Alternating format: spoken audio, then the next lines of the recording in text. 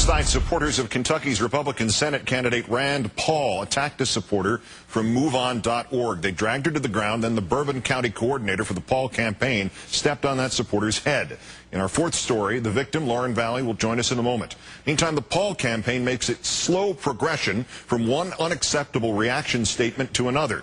The incident happened in Lexington just before the debate between Paul and the Democratic nominee, Attorney General Jack Conway of Kentucky.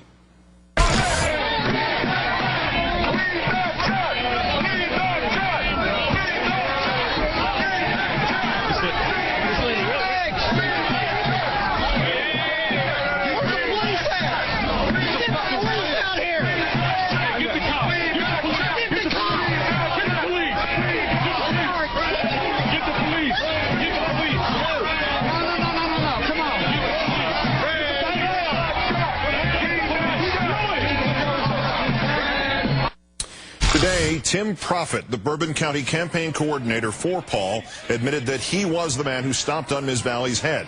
His non-apology via the Associated Press includes this, quote, "I'm sorry that it came to that, and I apologize if it appeared overly forceful, but I was concerned about Rand's safety." Mr. Proffitt also said that the camera angle made the incident appear worse than it was, and he criticized the police for not stepping in.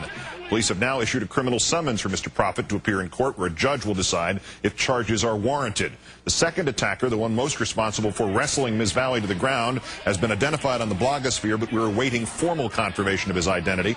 But back to Mr. Proffitt, who was so central to the Paul camp that it touted his endorsement. At the bottom of an ad the campaign took out in a Bourbon County paper, which appeared today.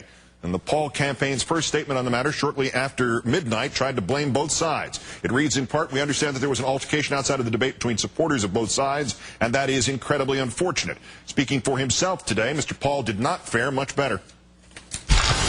What was your reaction that, folks who were wearing Rand Paul T-shirts and hats treated this woman this way? Well, we want everybody to be civil. We want this issue, the campaign, to be about issues.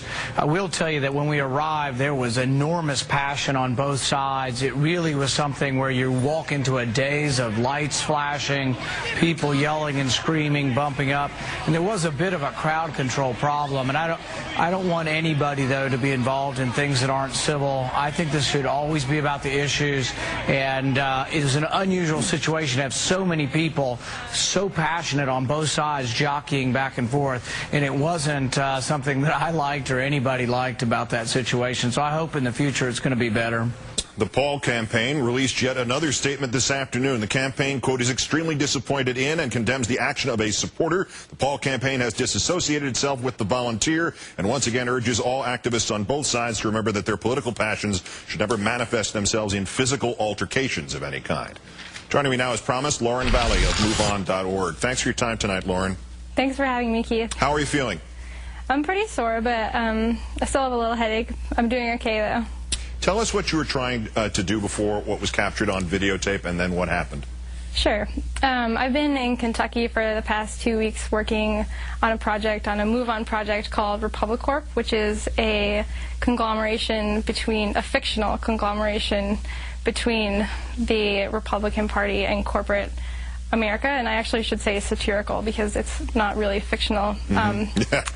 And the conglomeration is formed by the merger, the official merger between the Republican Party and corporate America. So I've been in Kentucky running events as a Republic Corp executive. We were at a previous debate. I've been in town raising awareness about the Citizens United decision and how that's impacted corporate spending in this election cycle, particularly in Kentucky. So what was happening just before the videotape? You were trying to do what as you moved into that crowd? Well, just before the tape, I was identified by the Rand Paul campaign because they've seen me around town at these events, and they realized that they know me because of my work and they don't support it, and so they actually formed a blockade around me once they realized that I was there. And as Rand's car pulls up, they step in front of me and start to block me, and so I stepped off the curb to try and get around them, and at that point they pursued me around the car, chased me around the car, and what you see in the video is when I'm in the front of the car, and that's when I'm pulled down, and then my head is stomped on. So you were not mistaken for some sort of threat to Mr. Paul's safety? Before the tape rolls, they know who you are and what you're trying to do? Yeah, it was premeditated. My partner, Alex, who was with me, heard them behind us say, "We're here to do crowd control, and we might have to take someone out." No. Well, also the police report afterwards did confirm that there's no justification for what the supporters did. The wig was because of what? Why were you wearing the wig? Part of our tactic with Republic Corp is to be Republic Corp executives, and so I've been in costume all week. We film videos, and we do events in character. So I've been in different characters all week for the past 2 weeks. So that was me being a Republic Corp executive. Why do we hear on that tape Paul supporters and this Mr. Prophet calling for the police? I think it's because I'm being tackled to the ground. You know, I think I would be calling for the police if I was witnessing that as well, because clearly I'm being injured. Do you plan to pursue charges on this? I mean, what is the status of this case as you understand it? We are proceeding with a legal process.